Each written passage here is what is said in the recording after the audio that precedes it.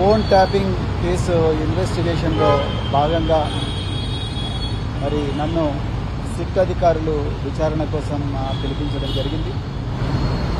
నాకు తెలిసిన విషయాలను కూడా వాళ్ళందరికీ కూడా నేను చెప్పడం జరిగింది. అయితే నేను వాళ్ళకి చాలా క్లియర్గా చెప్పడం జరిగింది. మరి కాంగ్రెస్ పార్టీ ఇచ్చిన 420 అబద్ధపు హామీలు ఏవైతే ఉన్నాయో ఆ అబద్ధపు హామీల మీద భారత రాష్ట్ర సమితి వీరోచిత పోరాటం చేస్తూ ఉన్నది. ఈ అబద్ధపు హామీలు ఏవైతే ఉన్నాయో వాటి అమలు చేయడం చేతగాక మరి రేవంత్ రెడ్డి ప్రభుత్వం సిట్ను వాడుకుంటుంది అని చెప్పేసి నేను ఆ అధికారులకు క్లియర్గా చెప్పడం జరిగింది. సిట్ అధికారులు మంచోళ్ళే కావచ్చు, కానీ వాళ్ళందరి బాస్ వచ్చేసి రేవంత్ రెడ్డి, హోంమంత్రి, ముఖ్యమంత్రి ఆయన కన్సర్న్లోనే మరి మిమ్మల్ని అందరూ కూడా పనిచేయమని అంటూ ఉన్నాడు. రాజకీయ ప్రత్యర్థుల మీద ఆయన ప్రతీకారం తీర్చుకుంటా ఉన్నాడు, దానికి సిట్ను వాడుకుంటున్నాడు అని చెప్పేసి చాలా క్లియర్గా నేను మరి పోలీస్ అధికారులకు కూడా చెప్పడం జరిగింది. అదేవిధంగా మరి తెలంగాణలో కాంగ్రెస్ పార్టీ అధికారంలోకి వచ్చినప్పటి నుండి విచ్చలవిడిగా ఫోన్లు ట్యాప్ చేస్తూ ఉన్నది. చివరికి వాళ్ళ క్యాబినెట్ మంత్రుల ఫోన్లు హ్యాక్ చేస్తూ ఉన్నాడు రేవంత్ రెడ్డి అని కూడా సిట్ అధికారులకు నేను రాతపూర్వకంగా ముఖ్యమంత్రి రేవంత్ రెడ్డి గారి మీద కంప్లైంట్ కూడా సిట్ అధికారులకు ఇవ్వడం జరిగింది. నేను సౌత్ ఫస్ట్ పోస్టులో వచ్చినట్టుగా నేను ఆ ఎవిడెన్స్తో సహా సిట్ అధికారులకు ఈ కంప్లైంట్ ఇవ్వడం జరిగింది.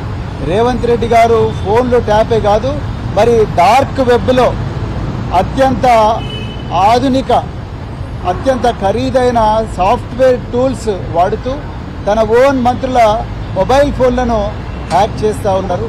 ప్రతిపక్ష నాయకుల మొబైల్ ఫోన్లు కూడా హ్యాక్ చేస్తూ ఉన్నారు. మిగతా బిజినెస్ మెన్ల మొబైల్ ఫోన్లు కూడా హ్యాక్ చేస్తూ ఉన్నారు అనేది పూర్తిగా సౌత్ ఫస్ట్ పత్రిక రాసింది. దీని మీద కూడా పూర్తిగా ఎంక్వైరీ చేయాలి. ఆ మంత్రులను మీరు సిట్ ఆఫీస్కు పిలిపించాలి. వాళ్ళ ఫోన్లు కూడా మీరు ఎగ్జామిన్ చేయాలి. వాళ్ళ ఫోన్ల మీద కూడా ఫోరెన్సిక్ ఎగ్జామినేషన్ చేయాలి.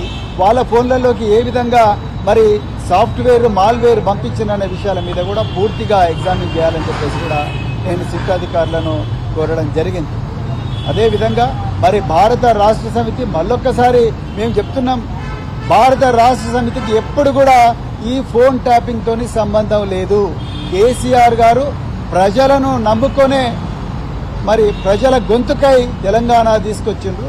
ఆ 10 సంవత్సరాలు తెలంగాణ ప్రజల ప్రయోజనాలు దృష్టిలో పెట్టుకునే పరిపాలన చేసినట్టు తప్ప పోలీసుల మీద ఆధారపడి ఎక్కడ కూడా మరి పరిపాలన చేయలేదన్న విషయం స్పష్టంగా నేను సిట్ అధికారులకు చెప్పిన.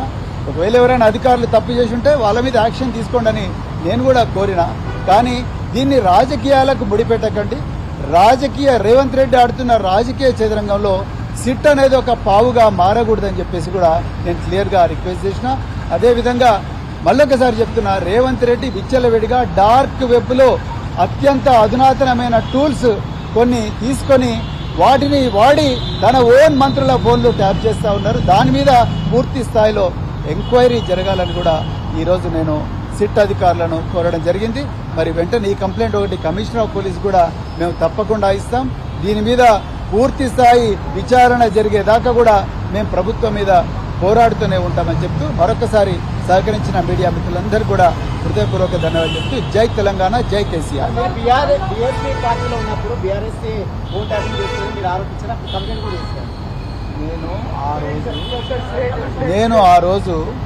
నేను నా phone state sponsored hackers tap చేస్తున్నారు అని చెప్పి నాకు యాపిల్ నుంచి మెసేజ్ వస్తే ఆ యాపిల్ నుంచి వచ్చిన మెసేజ్ ఆధారంగానే నేను నాటి కమిషనర్ ఆఫ్ పోలీస్ గారికి నేను కంప్లైంట్ ఇవ్వడం జరిగింది.